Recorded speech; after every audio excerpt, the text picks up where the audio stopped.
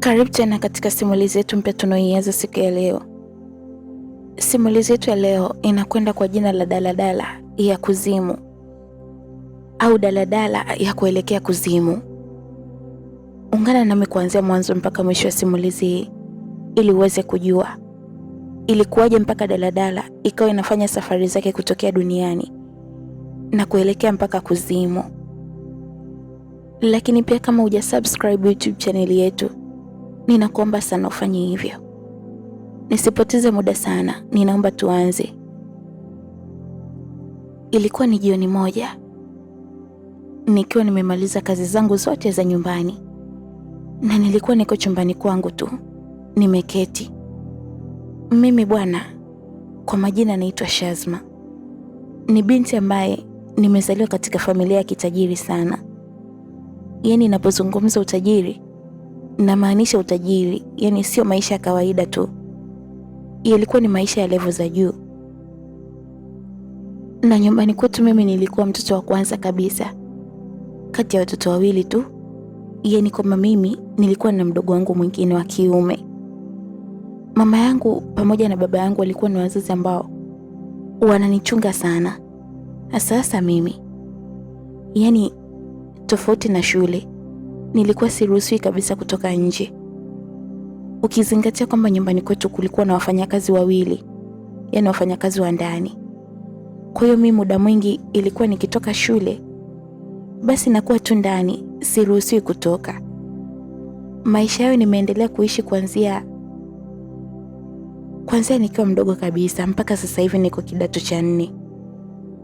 Lakini sasa kwa bahati mbaya au nzuri, mimi niko kwenye mahusiano na mlinzi.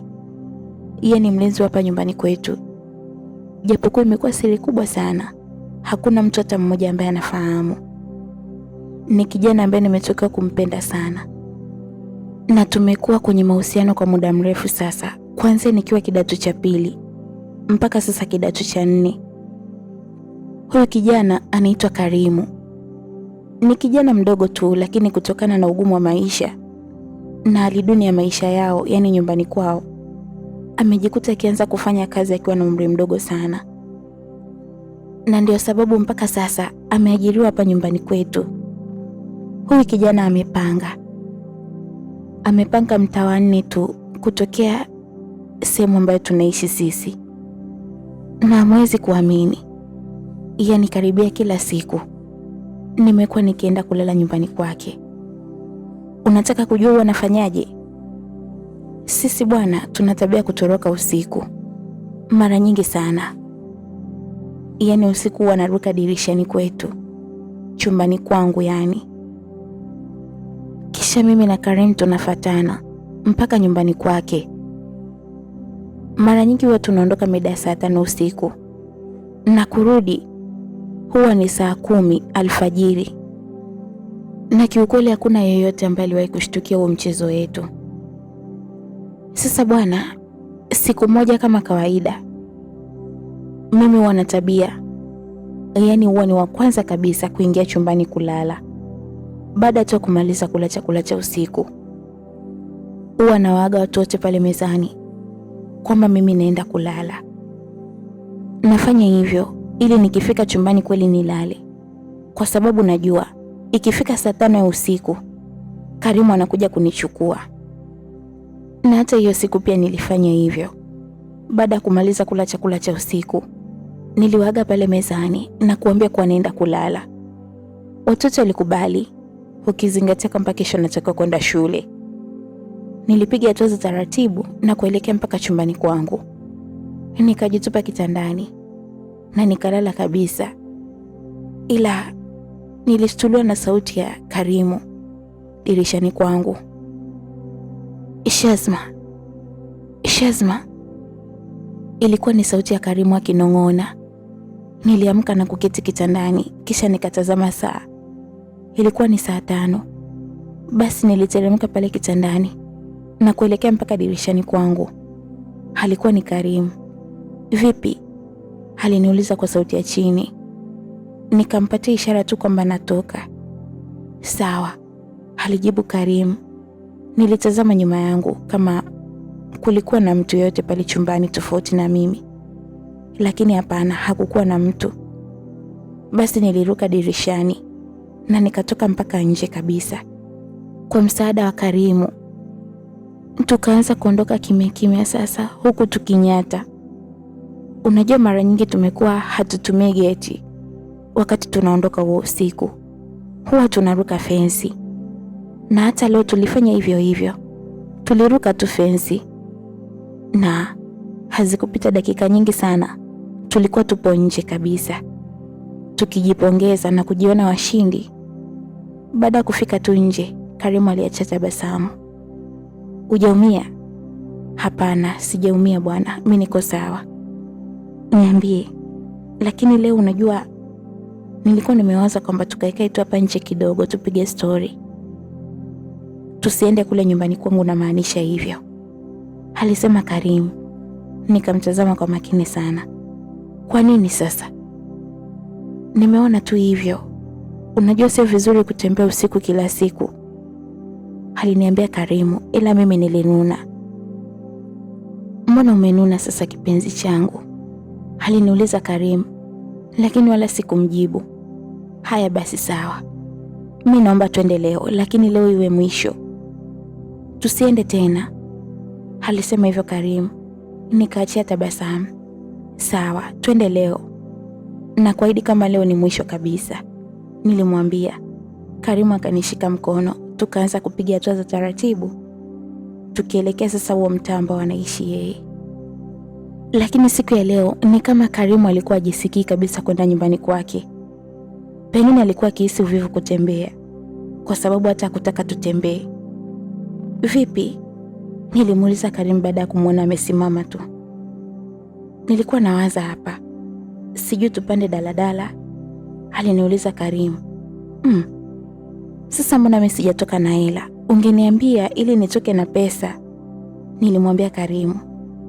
Akanitazama kwanza. Mimi mwenyewe sina pesa, pesa niliziacha geto. Tunafanyaje sasa?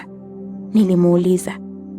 Sasa cha kufanya hapa, itabidi tuende tu, alafu muda wa kurudi tutapanda daladala, kwa sababu muda wa kurudi nitakuwa nimeshapata pesa. Yaani nitakuwa nimechukua pesa nyumbani kwangu. Sawa, nilimjibu Karimu. Basi alinishika mkono tukaendelea kutembea. Tulitembea sana mpaka tulipofika nyumbani kwake, na baada ya kufika tu tulilala. Siku hiyo nililala sana na usingizi ulikuwa mtamu kuliko siku zote, mpaka pale ambapo nilishtuliwa na sauti ya Karimu aliyekuwa akiniamsha. Nikaamka na kuketi juu ya kitanda. Vipi Karimu, mbona umeniamsha mapema sana? Mapema? Sasa hivi saa 11 alfajiri, alisema hivyo Karimu. Nikashtuka sasa. Saa 11? Kwani silitakiwa tuondoke hapa saa 10? Ndio wewe hapo unasema kwamba ni mapema, aliniambia Karimu. Basi nilisimama haraka haraka sana. Twende basi, nilimwambia Karimu. Sawa, ngoja nichukue pesa ili tupande daladala, aliniambia Karimu. Hivyo mimi nikawa namsubiri tu. Karimu alinyokea mfuko wake wa shangazi kaja uliokuwa chini pembezoni kabisa magodoro na kutoa kiasi cha pesa, kisha akanishika mkono. Twende, aliniambia Karimu. Tukaanza kupiga hatua za taratibu sana tukitoka nje, na baada ya kutoka nje alifunga mlango. Tukaanza kuzipiga hatua kuelekea kituo cha daladala. Ilikuwa ni saa 11, yaani adhana ya kwanza kabisa.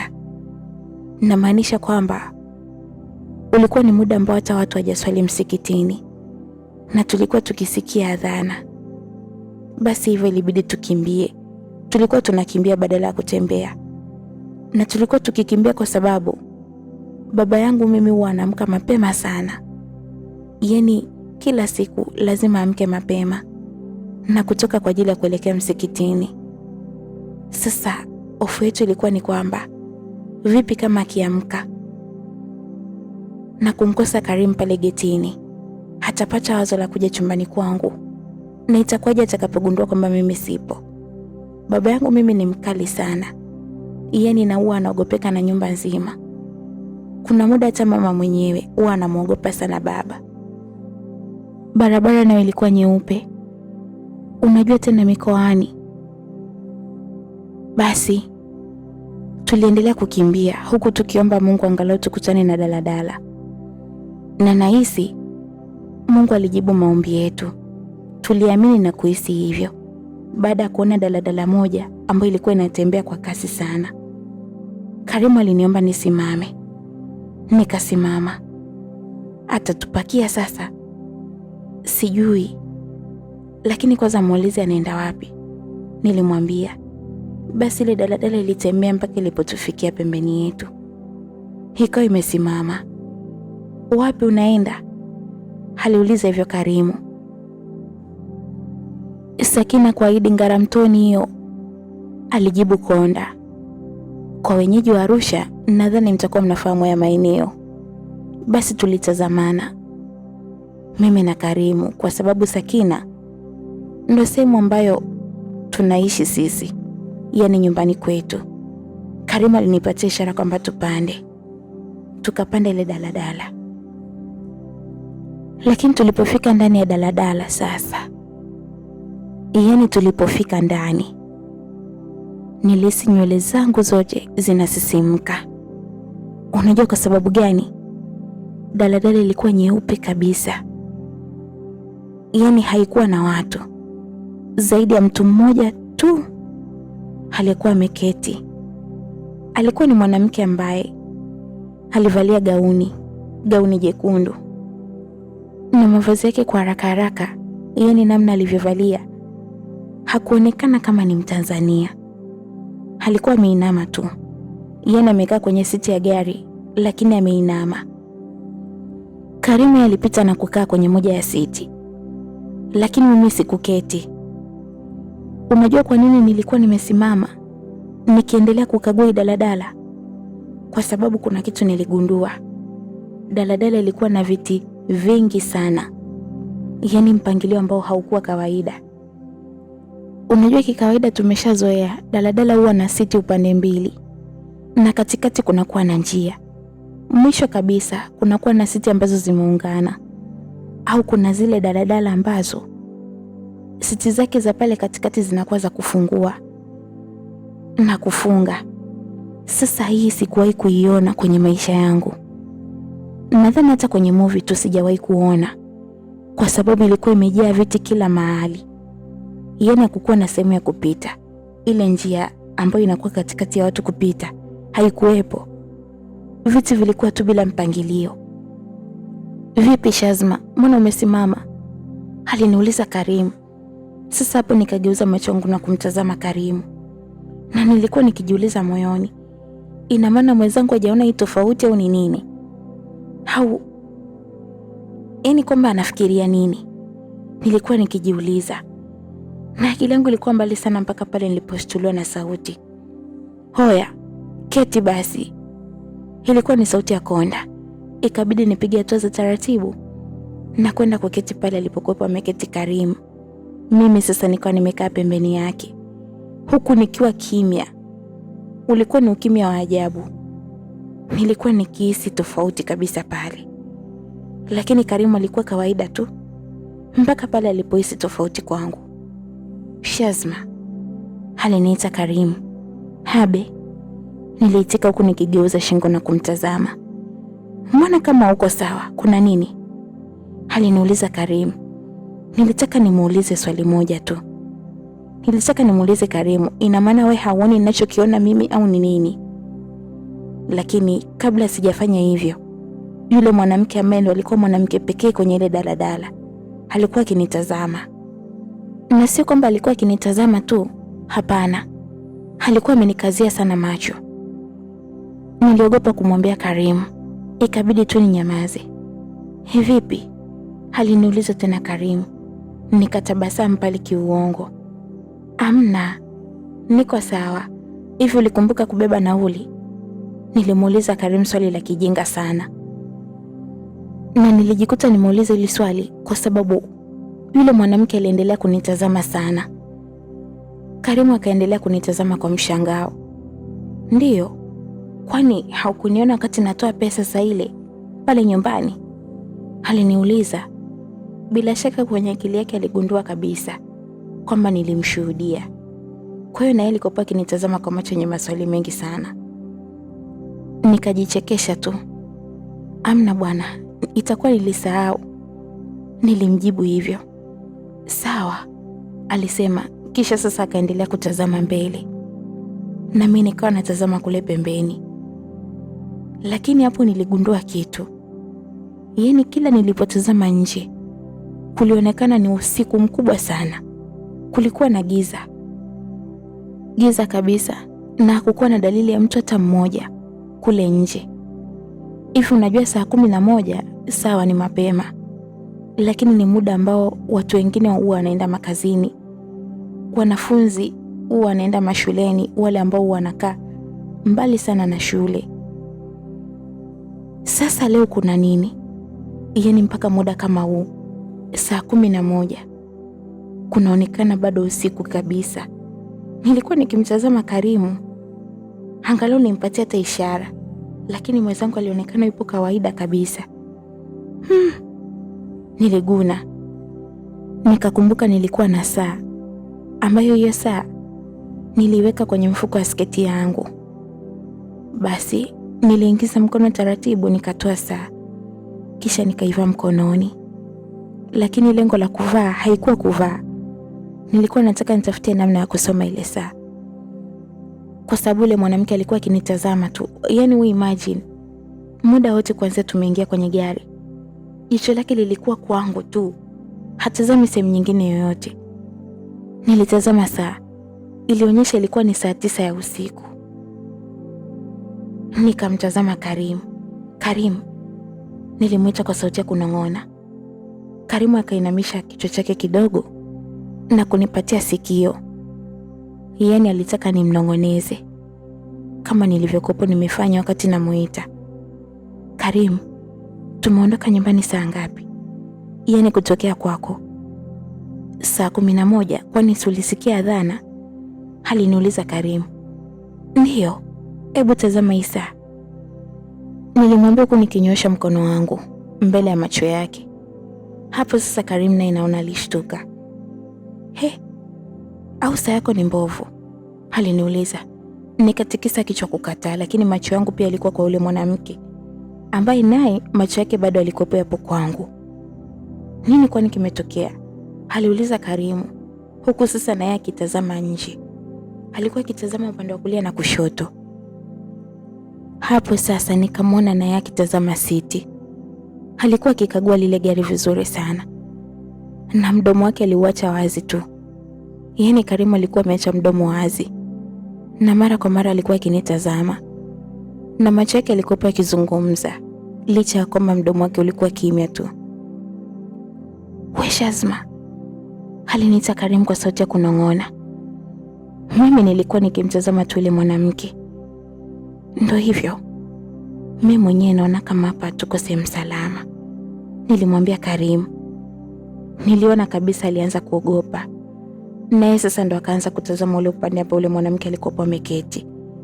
Yule mwanamke alikuwa akiendelea kututazama. Karimu aligeuza macho yake mbele, na baada tu kutazama mbele, alibaki akitazama hapo hapo. Yaani alikuwa ameduaa, ama naweza kusema kwamba alikuwa amepatwa na mshangao wa ajabu. Ikabidi na mimi nigeuke kutazama kwamba yeye anaangalia nini. Nilijikuta nikiishiwa nguvu kabisa. Daladala ilikuwa inaenda bila dereva, hauwezi kuamini. Yaani hakukuwa na mtu yote ambaye alikuwa akiendesha ile gari, lakini ilikuwa ikiendelea kutembea. Hapo sasa mimi na Karimu wote tuligeuza shingo taratibu na kutazama ule upande wa mlangoni, kwa sababu kumbuka, kabla tujapanda kwenye daladala alikuwepo konda ambaye alikuwa kinadi vituo. Lakini cha ajabu, hakukuwa na konda pale mlangoni. Tukageuza macho na kutazama daladala nzima. Tulikuwa tuko sisi tu pamoja na ule mwanamke. Nilianza kutetemeka kwa hofu. Yaani bora mwenzangu yeye, sijui naweza kusema kutokana na wanaume wake, Alijifanya tu yuko sawa na hakutaka kuonyesha tofauti yoyote, lakini mimi hali yangu ilikuwa mbaya sana. Nilikuwa nikitetemeka na sasa nilianza kulia kwa sauti ya chini kabisa. Karimu alikuwa akinishika tu mkono na kunipatia ishara kwamba niwe jasiri. Mimi nilikuwa nikilia sasa kwa sauti ya chini kabisa. Karimu alitazama kulia na kushoto, kisha akaninong'oneza, niamini mimi Shazma, tunatoka hapa tukiwa salama, aliniambia. Lakini mimi sikumjibu, na sikumjibu kwa sababu niliona kabisa ananidanganya uongo wa wazi. Karimu sasa aligeuza shingo yake taratibu na kufanya kitendo ambacho kilinishtua hata mimi. Alimtazama ule mwanamke. Samahani dada, alisema Karimu. Yani nilihisi mpaka kutetemeka. Nilikuwa nikisisimka mno kwa sababu ule mwanamke, kwa namna tu alivyokuwa akinitazama mwanzo, nilikuwa nimeshatokea kumuogopa. Lakini Karimu alimsemesha. Yule mwanamke hakujibu chochote, alikuwa akitutazama. Dada, nilikuwa nauliza eti hapa tuko wapi? Unajua sisi tulikuwa tunaelekea Sakina kwa Idi, alisema hivyo Karimu. Yule mwanamke hakujibu kitu, aliendelea kukaa kimya tu. Karimu akaendelea, sasa hapa tulipofika tuelewe tuko wapi, na ni muhimu sana tufike nyumbani. Ni muhimu sana dada yangu, naomba utusaidie kwa hilo, alisema hivyo Karimu. Yule mwanamke alikaa kimya, lakini sasa alifanya kitu kimoja tu. Alinyanyua mkono wake wa kulia na kunyoosha kidole mbele. Alitunyoosha kidole mbele, ikabidi sisi wote tugeuke na kutazama kwa mbele kuna nini. Kwa mbali kabisa, yani mbali ya kule ambapo daladala inaelekea, tuliona kanisa. Lilikuwa ni kanisa, lakini lilionekana kanisa la zamani mno, na lilikuwa na urefu wa ajabu kwa sababu juu yake kulikuwa na msalaba wa mbao. Alikuwa akituonyesha yule mwanamke. Mimi na Karimu tuligeuza shingo zetu na kutazamana. Hata Karimu pia nilimuona. Kijasho kilikuwa kikimtoka na sasa tisheti yake ilianza kuloana. Alinitazama tu kwa kimeza mate. Karimu alinishika mkono tena, yani kama ishara ya kunipatia matumaini. Lakini mimi nilikuwa nikilia. Nilikuwa nikilia kwa sauti ya chini. Karimu akamgeukia yule mwanamke. Samahani, yani unavonyosha mkono na maanisha nini? Kwamba ndo hii gari inaenda kule? Aliuliza Karimu. Yule mwanamke akatutazama. Alitutazama kwa muda, kisha sasa akageuka na kutazama mbele bila kusema kitu chochote kile. Alikuwa kimya tu. Karimu akageuza macho yake na kunitazama. Alinitazama tu na bila kusema chochote. Itakuwa hii gari inaelekea kule, alinong'ona hivyo Karimu. Yani ndo alizidi kunitisha kabisa. Nililia sasa, na safari hii nilitoa sauti kubwa. Kiukweli nilishindwa kujizuia, na sidhani kama kuna mtu anaweza kujizuia. Yani uone kifo mbele yako alafu uendelee tu kujikaza. Nililia, lakini Karimu alikuwa akinizuia. Shazma, jikaze, nimekwambia kila kitu kitakuwa sawa na tutafika tu nyumbani, alisema hivyo huku sasa akinifuta machozi. Lakini mimi nilimuona kabisa ni anajidanganya. Yani ananidanganya mimi pamoja na kujidanganya yeye mwenyewe. Semeseme gari inaenda kushukia pale kanisani. Tukifika tu tunashuka ili tutafute njia, alinong'ona hivyo Karimu. Mimi nilitikisa kichwa kukubali, lakini nilijua kabisa pengine ni kitu ambacho hakiwezekani. Kwa sababu tunatafuta vipi njia ikiwa nje kuna giza, yani giza la ajabu, na mpaka sasa hivi hatujui kwamba tunaelekea wapi wala tuko wapi. Basi ile gari iliendelea kutembea tu pale ikiwa haina hata dereva, na ule mwanamke aliendelea kukaa tu pale, na sisi wote tulikuwa kimya. Yani kulikuwa na ukimya wa ajabu. Huko nje sasa ukitazama ni miti tu, yani ilikuwa ni miti tu ndo tunaiona, jumlisha hilo giza lililokuwepo. Basi mimi kwa upande wangu nilikuwa nimeshakubali tu kufa, na nimejiambia kwenye nafsi yangu kwamba liwalo na liwe. Lakini nilikuwa nikijutia sana. Nilikuwa nikijutia mchezo ambao nimekuwa nikiufanya kila siku wa kutoroka nyumbani usiku. Licha ya kwamba baba yangu alikuwa ni mkali sana, lakini hata sikuogopa ule ukali wake. Na sasa nilikuwa nikitamani kitu kimoja tu. Nilikuwa nikitamani angalau niweze tu kufika nyumbani. Hata kama nikifika asubuhi, wazazi wangu tu wakiwa hapo ndani, na hata kama wakijua kwamba mimi nililala nje, hakuna shida. Mradi tu nifike nyumbani nikiwa salama, nikiwa hai kabisa. Nilikuwa nikiomba kila aina ya dua kwenye moyo wangu. Nilikuwa nikilia, lakini kulia hata isaidii kitu. Karim naye alikuwa kimya. Alionekana kuchanganyikiwa. Alikuwa akitingisha tu miguu yake, na kuna muda alikuwa akikuna kichwa.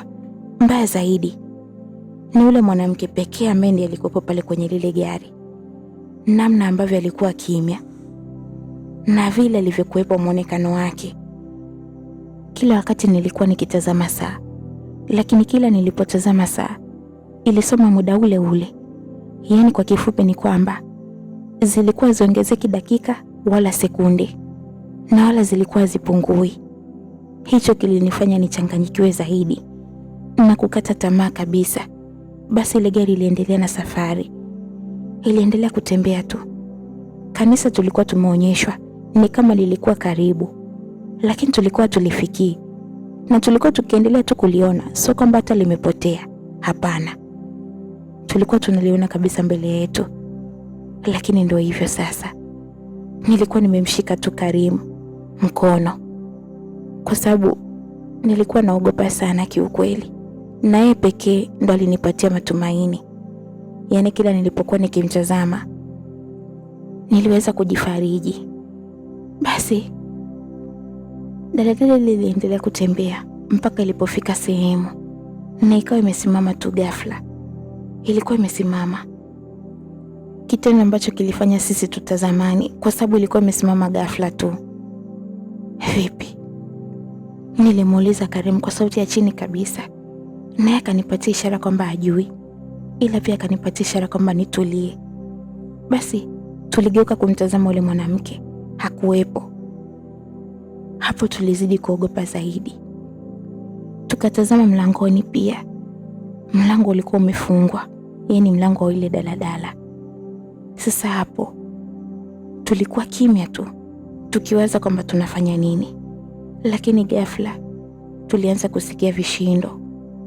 Vilikuwa ni vishindo ambavyo yaani kama hatua za mtu alikuwa akizunguka ile daladala. Tukaanza kugeuza shingo zetu taratibu kutazama nje ili kujua ni nani huyo aliyekuwa akitembea, lakini hatukuweza kumuona mtu. Na mara ghafla mlango ulifunguliwa. Wote tukageuza macho yetu na kutazama mlangoni. Alikuwa ni ule mwanamke. Alikuwa amevalia gauni lake lile lile lekundu, na nywele zake pia zilikuwa ndefu, yaani kwa kifupi, kwa haraka haraka tu hakuwa Mtanzania. Alitutazama kwa zamu. Alinitazama mimi, kisha akamtazama Karimu. Sisi pia tulikuwa tukimtazama huku tukitetemeka. Jasho jembamba lilikuwa likitutoka. Tumefika, alisema ule mwanamke. Tulishtuka sana. Tukatazamana. Nadhani kila mmoja wetu kwenye akili yake alikuwa akijiuliza kama yule mwanamke anajua kuongea, na sio kuongea tu, kwamba anajua kuzungumza Kiswahili. Tena alikuwa amezungumza kwa lugha fasaha kabisa, wala sio Kiswahili cha kupindapinda. Shukeni, alisema ule mwanamke. Mimi na Karim tulitazamana, na Karimu akawa ametikisa kichwa, yaani akinipatia ishara kwamba nikubali tu kufanya chochote. Alinishika mkono Karimu, na wote tukasimama. Tukaanza kupiga hatua za taratibu sana, tukisogea pale mlangoni. Tulifika mpaka pale mlangoni, na ule mwanamke akawa ametupisha. Tulishuka. Alianza kushuka Karimu wa kwanza, huku mimi nikiwa nyuma yake. Yalikuwa ni mazingira ya msituni, na kulikuwa panatisha mno. Wote tulikuwa tukitazama huku na kule tu, tukikagua mazingira ya pale msituni. Hakukuonekana kuwa na binadamu hata mmoja tofauti na sisi, na wala kiumbe mwingine yoyote. Yule mwanamke alikuwa amesimama tu akitutazama. Na sisi sasa, baada ya kukagua ile mazingira kwa umakini, tuligeuka na kumtazama, huku wote tukitetemeka. Ni muda wa kuchimba dawa, alisema yule mwanamke huku akiendelea kutukazia macho. Kuchimba dawa? Niliuliza kwa hofu kubwa sana, lakini Karimu alikuwa kimya tu. Yule dada hakujibu kitu zaidi ya kututazama kwa macho makali tu. Basi hapo nilimtazama Karimu na kumpatia ishara kwamba aondoke, naye nadhani alinielewa. Alianza kugeuka na kuondoka, lakini yule mwanamke alimuita, unaenda wapi wewe? Si umesema inatakiwa tuchimbe dawa, sasa ndio uondoke hapa? Aliuliza yule mwanamke. Karimu alikuwa kimya tu akinitazama. Fanyeni hapa sasa hivi, tunachelewa, inatakiwa gari iendelee na safari, alisema hivyo. Kisha akatulia kidogo kwanza. Kuna watu wengi sana tunatakiwa tukawachukue njiani, alisema tena. Basi hapo nilichuchumaa tu chini kwa ajili ya kufanya vile alivyokuwa anataka yeye, lakini ajabu sasa, nilianza kuhisi maumivu makali sana, na nilipotazama pale chini haukuwa mkojo wa kawaida, ilikuwa ni damu tu. Na hata kwa Karimu pia ilikuwa hivyo hivyo. Mbaya zaidi, tulikuwa tukihisi maumivu ya ajabu.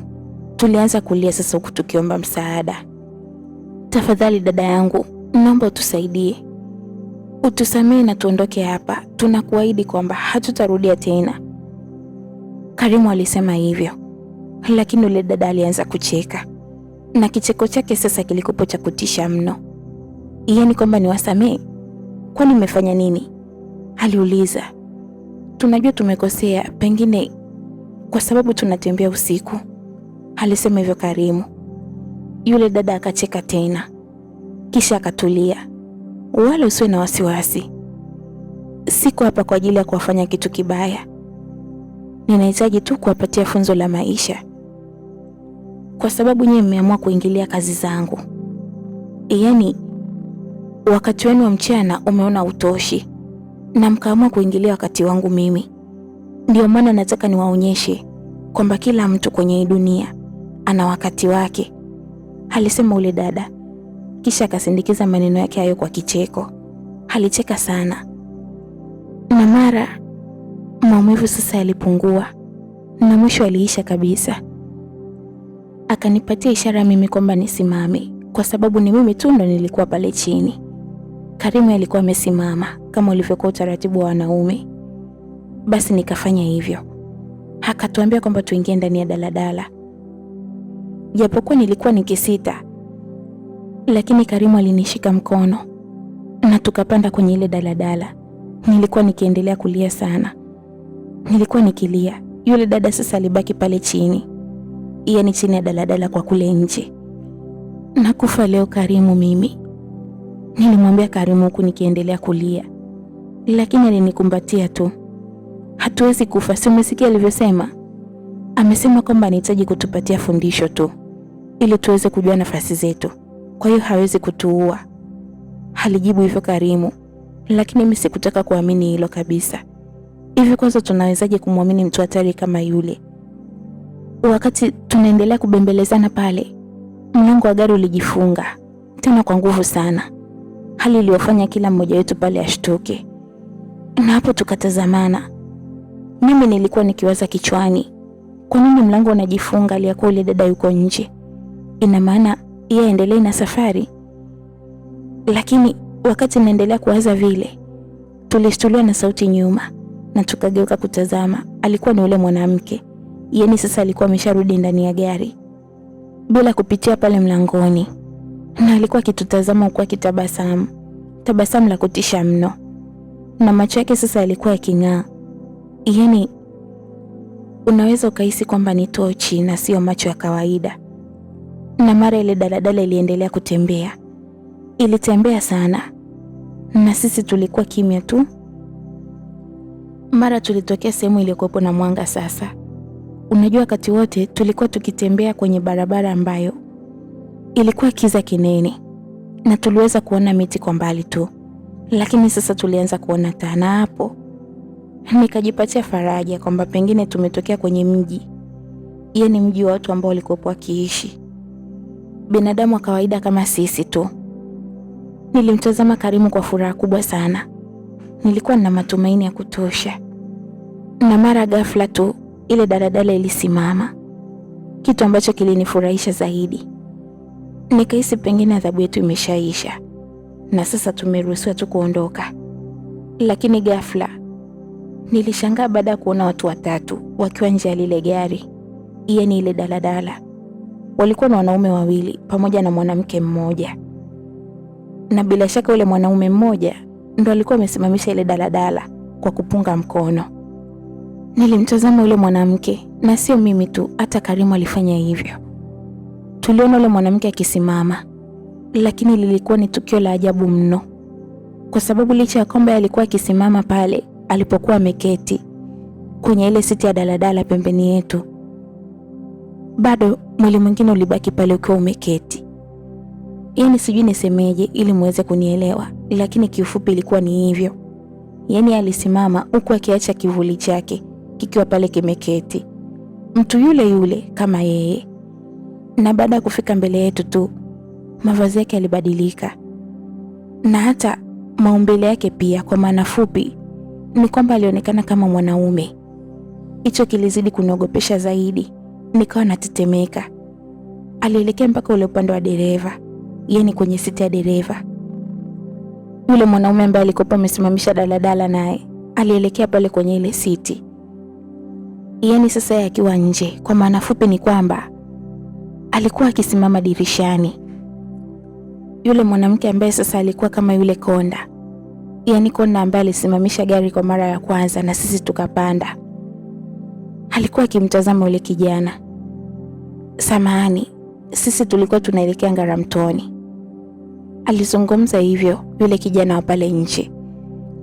Nilishtuka sana, nikageuka ule upande ambao wale wawili walikuwa wamesimama, ili angalau niwapatie ishara kwamba asipande kule ndani, lakini ilishindikana. Na ilishindikana kwa sababu yule mwanaume mmoja alikuwa amemshika mwanamke, na yule mwanamke alionekana amelewa sana, yaani hata kujitambua tu sidhani kama yule dada alikuwa akijitambua. Basi nikageuza macho taratibu na kumtazama yule konda wa uongo, ambaye mpaka sasa tulikuwa tujajua kwamba yule ni kiumbe wa aina gani. Hata mimi naelekea huko, alijibu yule konda. Sasa utatufanyia shilingi ngapi?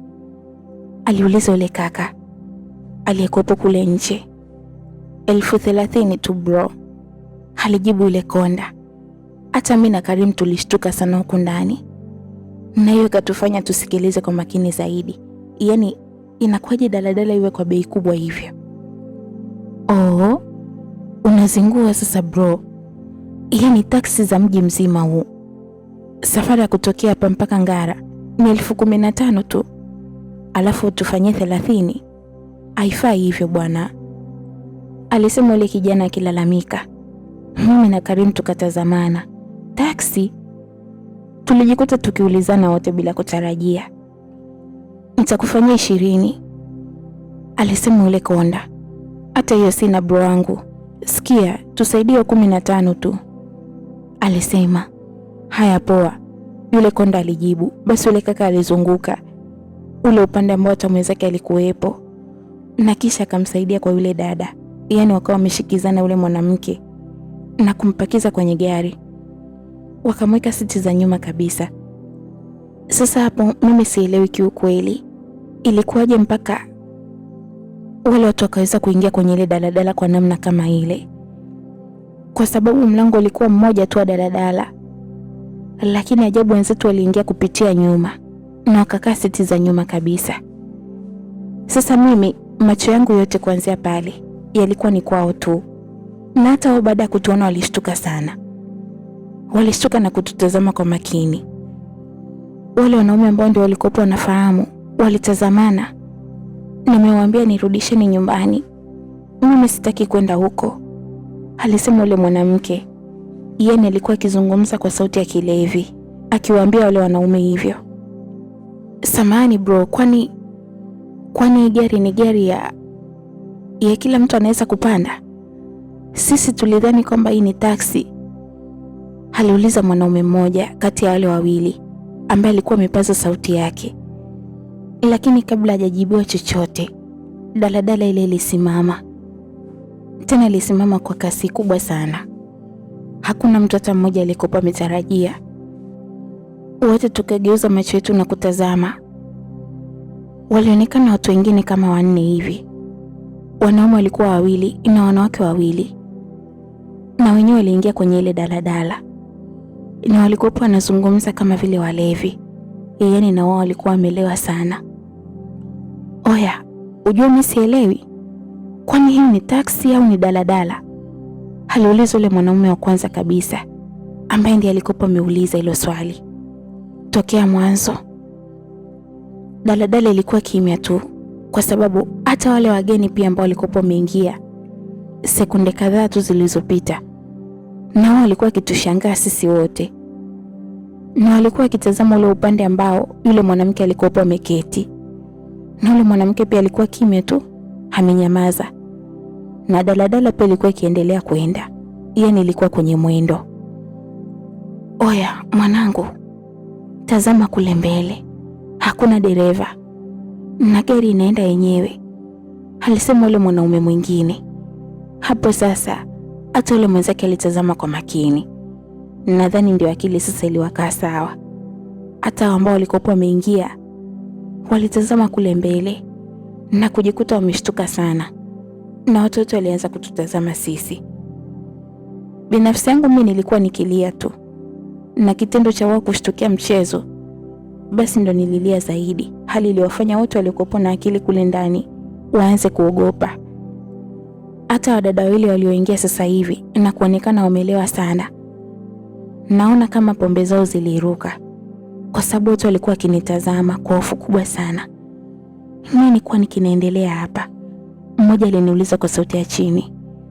Sisi hatujui, mimi nilijibu. Yule mwanaume mmoja ambaye yani kati ya wale wawili walioingia sasa hivi alinitazama kwa makini zaidi. Hamjui? Aliuliza hivyo. Nikanyamaza tu kimya. Yule mwanamke alikuwa kimya na alikuwa akiwatazama kwa macho ya kutisha sana, kama alivyokuwa akitutazama sisi mwanzo. Kisha akageuka mbele tu, akiwa kimya kwanza kwa muda. Akashusha pumzi ndefu sana na kunguruma mgurumo mmoja tu ambao ulimtisha kila mmoja wetu. Akaanza kucheka sasa, huku meno yake yakizidi kuwa marefu, na hata macho yake yalikuwa yakitoa machozi ya damu. Alicheka kama dakika 5 hivi mfululizo. Kwani nini kinaendelea hapa? Yule mwanamke aliyeniuliza mwanzo alirudia tena kwa sauti ya kunong'ona, na huku sasa akionekana anatokwa na machozi ya hofu. Yule dada alicheka pale pembeni, kisha akatutazama wote kwa zamu. Hii ni daladala kuelekea kuzimu, alijibu kauli moja tu ambayo ilimshtua kila mmoja wetu. Tukaanza kutazamana wote sasa. Daladala kuelekea kuzimu? Aliuliza mkaka mmoja hivi. Yesu wangu, tumeisha. Alidakia mwanamke mmoja kati ya wale wawili waliokuwa wameingia hapa mwishoni sasa. Lakini yule dada alicheka sana. Yaani yule kiumbe wa ajabu alianza kucheka, kisha akamtazama kwa macho makali. Nataka kujua kwa nini mko hapa? Aliuliza hivyo. Ndiyo, mimi binafsi nahitaji kujua, kwa sababu mpaka sasa hivi sijajua kwa nini naendelea kuteseka tu hapa, na hakuna kitu unachotufanya. Kama ni kutuua, bora tu niue mimi, kwa sababu mimi nimechoka.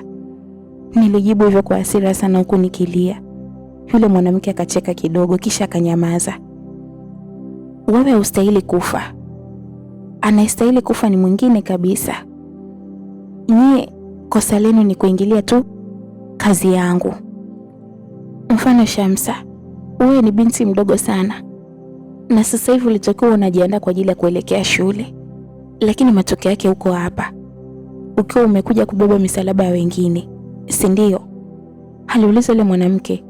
Hapo nilihisi mpaka kutetemeka na mkojo ulinibana ghafla, kwa sababu nilijiuliza amefahamu vipi jina langu? Tena hili jina la Shamsa ni jina ambalo nilipewa utotoni kabisa na wala sikuweza kulitumia.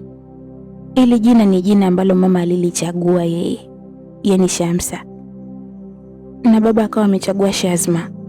Ndio mpaka leo nalitumia Shazma kila mahali. Tafadhali sana dada yangu, naomba unisamehe. Mfano kama mimi niko hapa kwa ajili tu ya maisha. Maisha ndio yananifanya niwe hapa kwa muda kama huu.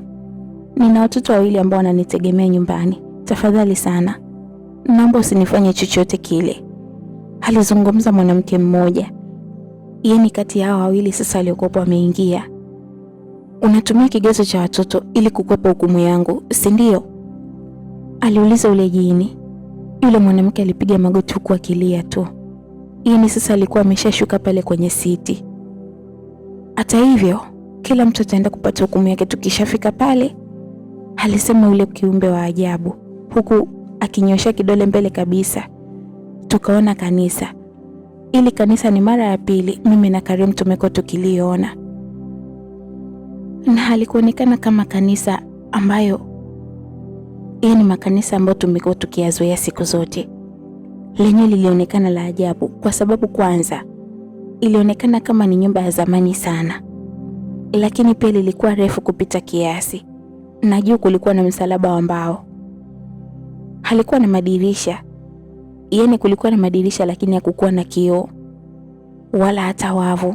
Madirisha yalikuwa wazi tu. Kwa kifupi, naweza kuhisi labda lilikuwa ni kanisa la zamani sana, na sihitaji kusikia swali lolote kutokea sasa. Sitaki hata mtu azungumze, alisema ule kiumbe wa ajabu. Basi watu wote tu pale ndani tulikuwa kimya. Niligeuka na kumtazama yule mwanamke ambaye tokea mwanzo alionekana amelewa sana. Yeye alikuwa amepoteza fahamu kabisa, alikuwa jitambui, na sasa alikuwa amemwegemea mwanaume mmoja kati ya wale wawili. Tulikuwa kimya. Unajua, mimi na Karim tulikuwa tukijua kwamba ile safari ni ndefu kiasi gani. Wenzetu wageni walikuwa hawafahamu, lakini cha ajabu sasa tuliuacha ule mji uliokuwa na mataa mengi sana, na tukajikuta tumetokea kwenye miti. Haikuwa surprise kwangu wala sikushutuka, kwa sababu hata mwanzo ilikuwa hivi. Kuna wakati tuliacha mji na kujikuta kama tuko msituni fulani hivi. Wenzetu ndo walionekana wenye hofu zaidi, na kila mara macho yao yalikuwa yapo nje, lakini mimi na Karimu hata hatukujisumbua. Kila nilipomtazama Karimu nilimwona kabisa kwamba alikuwa amekata tamaa. Ni vile tu alikuwa hataki kunionyesha mimi udhaifu pengine, lakini kiukweli alikuwa amekata tamaa kabisa. Tukiwa tumekaa kimya wote pale ndani, ghafla daladala ilipaki. Ilisimama kabisa katikati ya msitu. Hakuna aliyemwona yule mwanamke akishuka, lakini tulimsikia tu akifungua mlango wa ile daladala. Wote shukeni, alisema yule dada. Basi ilibidi tushuke watu wote. Tukashuka ndani ya ile daladala, isipokuwa yule dada ambaye alikuwa mlevi tu. Yeye ndo alikuwa bado amelala, na hata mimi nilijiuliza, huyu amelewa pombe ya aina gani? Kila kitu ambacho kilikopo kinaendelea pale mwenzetu alikuwa elewi kabisa, zaidi ya vile alivyolalamika mwanzo kwamba hataki wale jamaa wampeleke sehemu ambayo wanajua wao. Sisi tulikuwa tufahamu ni muda wa kuchimba dawa, alisema ule kiumbe. Hili lilikuwa neno geni kabisa kwetu, na tulifahamu adhabu ya kuchimba dawa inakuwaje. Kwa hiyo mimi na Karim kidogo tulisita na tulikuwa tukitazamana, lakini yule mwanamke alitutazama wote. Macho yake yalikuwa yakiamrisha kabisa kwamba ni lazima tufanye vile. Sikuwa na namna, nilikuwa kwanza kutoa nguo na kuchuchumaa kabisa pale chini. Wale wenzetu walionekana hawaelewi chochote. Jamani, mbona mimi sielewi? Aliuliza mwanaume mmoja, lakini yule mwanamke alimtazama. Unatakiwa uchimbe dawa, alisema. Yule mwanaume alicheka sana. Nichimbe dawa? Lakini mimi sijisikii, alisema hivyo. Yule mwanamke hakutaka kujibishana naye sana. Ni mawili tu hapa kaka, uchimbe dawa au nikutafutie kitu kingine mbadala wa hivi, alisema yule mwanamke. Sawa, mimi bora nitafutie hicho kingine, lakini huwezi kunilazimisha nifanye kitu ambacho sikitaki, alisema yule kaka. Kiukweli hata mimi nilishtuka sana baada ya kujibu vile. Nikajiuliza ni mtu mwenye roho ngumu kiasi gani, lakini nikakaa kimya tu. Mimi sikutaka kubishana na mtu yote yule, hata wenzake pia naona hawakuwa bishi kama yeye.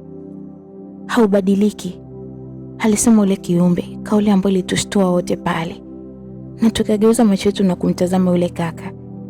Haubadiliki kabisa Jackson.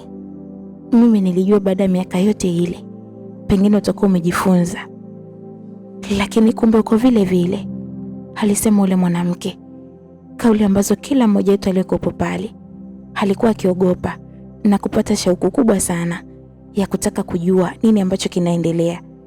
Hata yule Jackson pia alikuwa ameshtuka. Wakati watu wote tumepatwa na bumbuazi pale, ghafla tulianza kusikia kelele. Zilikuwa ni kelele ya mwenzetu, yani kati ya watu wote tuliokuwa tumesimama pale. Ikabidi tugeuke na kutazama haraka. Alikuwa ni yule mwanaume wa mwanzo ambaye sasa tulimshuhudia akianza kuzama chini ya ardhi. Ni kama vile alikuwa akivutwa na kitu, yani kitu kutokea chini ya ardhi kilikuwa kikimvuta yeye huku juu ili azame kule chini. Nilitamani hata nikamsaidia, lakini nikaogopa. Karim pamoja na yule mwanaume mmoja walisogea karibu na kuanza kumvuta, lakini wala hawakufanikiwa. Hapo sasa na wao walianza kupiga kelele zilizotushtua wote pale. Tukaanza sasa kutazama lile eneo kwa makini. Tuligundua kwamba tulikuwa eneo la makaburi. Makaburi mengi sana pale msituni. Watu wote tulishtuka, na sisi wanawake tulianza kupiga kelele za kuchanganyikiwa. Hata yule mwanamke alionekana ameelewa kuliko wote, yaani yule ambaye kuanzia mwanzo alikuwa hajielewi kabisa, na tulikuwa tumemwacha ndani ya daladala. Tulimuona akishuka, alikuwa akishuka vile vile huku akipepesuka. Kuna nini? Aliuliza yule mwanamke, na ndipo tukamtazama kwa makini. Yaani sasa hivi ndo tulipata akili na kumtazama vizuri zaidi. Kwenye paji lake la uso alionekana na kovu kubwa sana, na si kovu kwamba kidonda cha zamani, hapana. Lilikuwa ni kovu ambalo linatoa damu. Kuna nini jamani? Jackson, aliuliza yule mwanamke. Kwani mmenileta wapi hapa? Aliuliza yule mwanamke huku akijaribu kufumbua macho yake vizuri na kutazama. Sisi wengine wote tulikuwa kimya, na sio kimya tu, yani kila mmoja wetu alikuwa akitoka machozi, hasa sisi wanawake.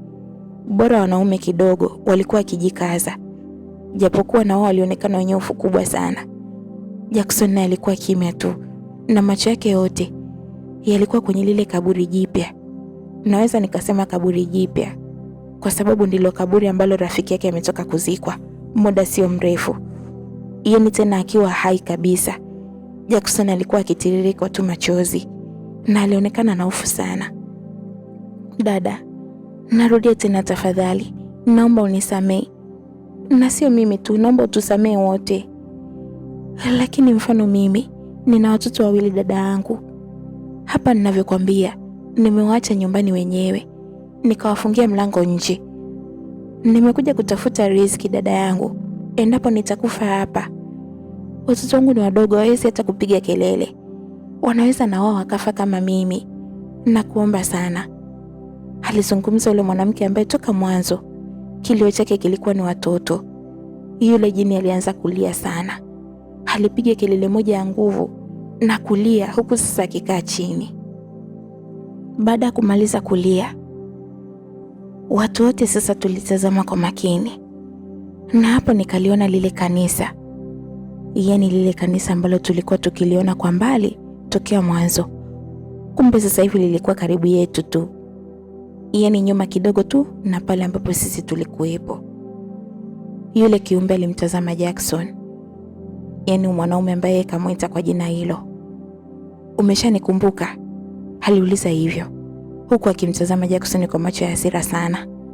Jackson alipiga magoti huku akilia sana. Nimekukumbuka. Nimekukumbuka kabisa, alisema Jackson. Tafadhali sana, naomba unisamehe. Nisamehe na ninakuahidi kwamba haitojirudia tena. Nimekuuliza swali, umenikumbuka? Ndiyo, nimekukumbuka Maya, uwe ni Maya, alijibu vile Jackson huku akilia sana. Watu wote pale tulikuwa na shauku kubwa sana ya kutaka kumjua angalau huyu Maya ni nani. Ulikuwa ni ujana tu Maya, wala mimi sikuwa nimetegemea kukuua. Sikutegemea kukuua kabisa, ilitokea kama ajali tu, bahati mbaya, alisema hivyo Jackson. Watu wote pale tulishtuka.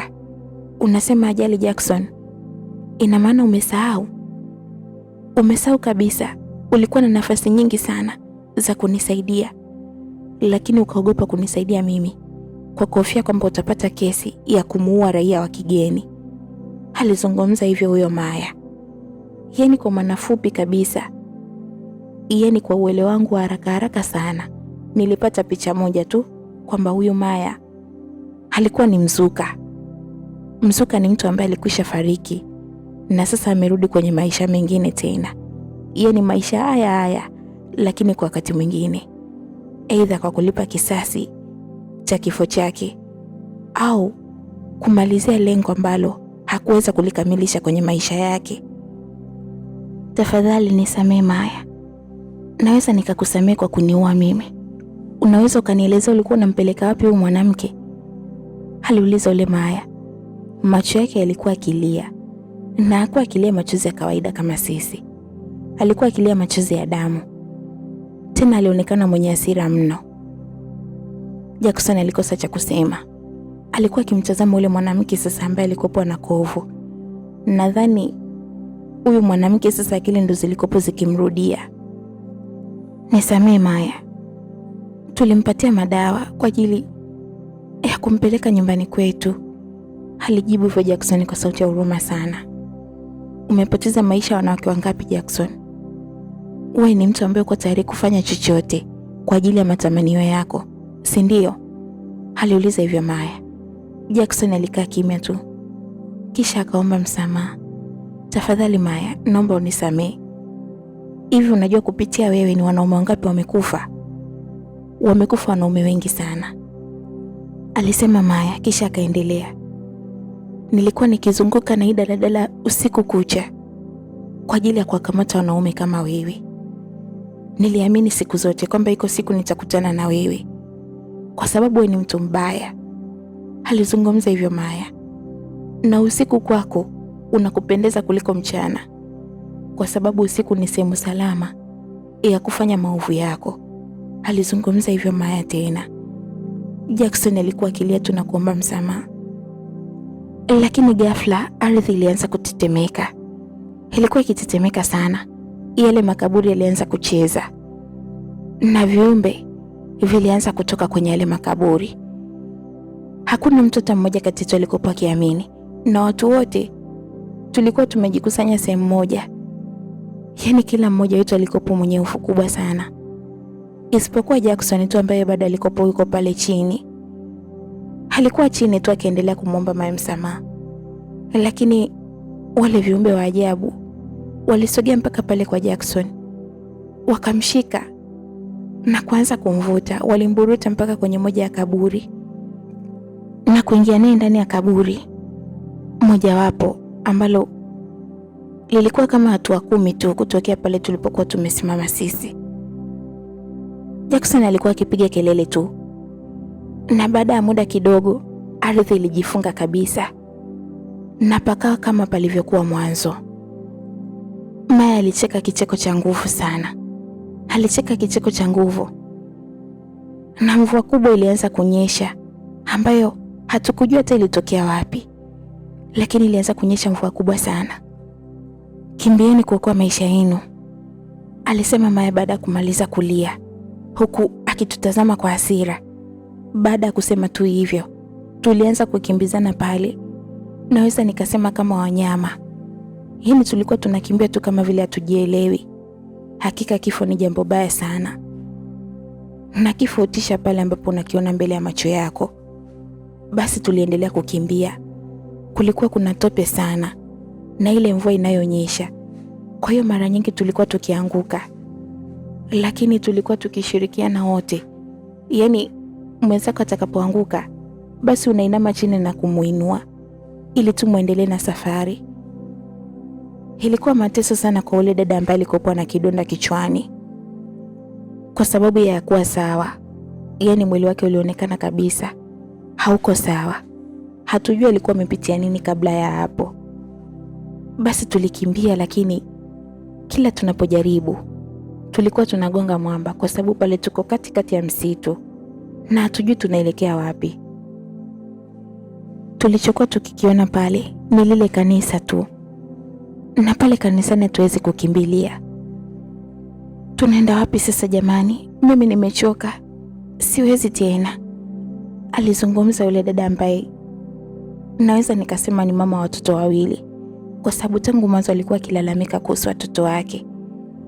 Hapana, usiseme hivyo, alimjibu Karimu. Yule dada alikuwa akilia tu, kwa sasa amepiga magoti. Nyie nendeni tu. Hapana, hatutakiwi kwenda. Yaani unajua kama ikitokea tukamwacha hata mmoja wetu nyuma, basi ndo kifo chetu wote, alisema Karim, kauli ambayo ilinishtua hata mimi. Na watu wote pale walikaa kimya. Unamaanisha nini bro? Ndo ipo hivyo. Unajua kilichotuponyesha hapa kutoka kwenye mikono ya kiumbe ni kauli ya udada mwenye watoto, alisema hivyo Karimu. Tumepona kwa sababu huyu dada alisema kwamba atusamee sisi wote, na ndio sababu tuko hapa. Yaani huyu kiumbe hataki ubinafsi, na ndio maana pia ametupatia mtihani wa kukimbia hapa. Kwa hiyo inabidi tusaidiane, na pengine kusaidiana kwetu ndio njia ya kututoa hapa, alisema Karimu. Basi watu wote walitikisa vichwa kama vile wanaelewa, na kuanzia hapo tukaambiana kwamba tushirikiane. Kwa hiyo tukaendelea tu kukimbia pale. Baada ya kukimbia umbali mrefu sana, hatimaye tulifika kwenye sehemu moja hivi ambayo kulikuwa na kama kimlima. Tulishauriana kwamba tupande juu ya ule mlima, na kwa pamoja tuliupanda ule mlima ambao haukuwa mrefu sana. Ulikuwa ni mlima mfupi tu. Tulipanda pale juu, lakini ghafla tulianza kuanguka na kudondokea chini. Yaani kwa maana fupi, ule haukuwa mlima. Tulijikuta tukianguka na kila mmoja wetu alikuwa akipiga kelele. Baada ya hapo, sikujua nini ambacho kiliendelea. Shazma. Nilishtuliwa na sauti ya mama yangu iliyofanya nifumbue macho taratibu na kuanza kutazama. Mama, nilimuita mama. Mwanangu. Mama, niko wapi hapa? Niliuliza huku nikijitahidi kukaa. Na hapo pembeni niliweza kumwona baba. Hapana mwanangu, rudi kulala, hautakiwi kukaa bado, uko sawa, alisema mama. Mama, nini kimetokea? Nilimuuliza mama. Mama hakujibu kitu, alibaki tu kimya. Hapo nikamkumbuka Karimu. Mama, Karimu yuko wapi? Nilimuuliza mama. Karimu naye yuko hospitali, yuko wodi nyingine upande wa wanaume, alijibu mama. Nikaanza kulia baada ya kukumbuka kila kitu ambacho kilikuwa kimetokea. Niliokotwa nje ya geti la nyumbani kwetu siku 2 tu baada ya kupotea kwenu, alisema hivyo baba. Kwa sasa siwazi chochote. Baada ya kupona tutazungumza kila kitu nyumbani, alisema baba. Kisha kutaka kuendelea kukaa pale, aligeuka na kuondoka zake. Tukabaki tu mimi na mama akiendelea kunipatia moyo. Basi nilihudumia pale hospitali kama wiki hivi. Nadhani hata upande wa Karimu pia ilikuwa hivyo. Baada ya hapo tuliruhusiwa kwenda nyumbani. Baada ya kufika nyumbani, baba aliniuliza kama mimi na Karimu tulikuwa na mahusiano. Nilimwambia baba ni kweli, japokuwa hakuwa amependa, lakini aliniambia tu kwamba wakati mwingine niwe makini sana. Na pia alimgombeza sana Karimu na kumwomba Karimu kwamba niache nimalizie masomo yangu. Baada ya hapo, yeye yuko radhi kabisa mimi niwe na Karimu. Karimu alimshukuru sana baba, na badala ya kuendelea kuwa mlinzi pale nyumbani, baba alimtafutia kazi nyingine kabisa kwenye kampuni yake. Akawa amemwajiri Karimu, na mimi niliendelea na masomo mpaka pale nilipomaliza chuo na kufunga ndoa na Karimu. Na ndo mwisho simulizi yetu nzuri iliyokuwa inakwenda kwa jina la Daladala ya Kuzimu. Mwandishi na msimuliaji wa simulizi ni mimi Mami Maud, ambapo utanipata kwa nambari za simu 0753 05 69 95. Usisahau kulike, comment pamoja na kusubscribe YouTube channel yetu. Mwisho wa simulizi hii ni mwanzo wa simulizi nyingine. Till next time. Bye.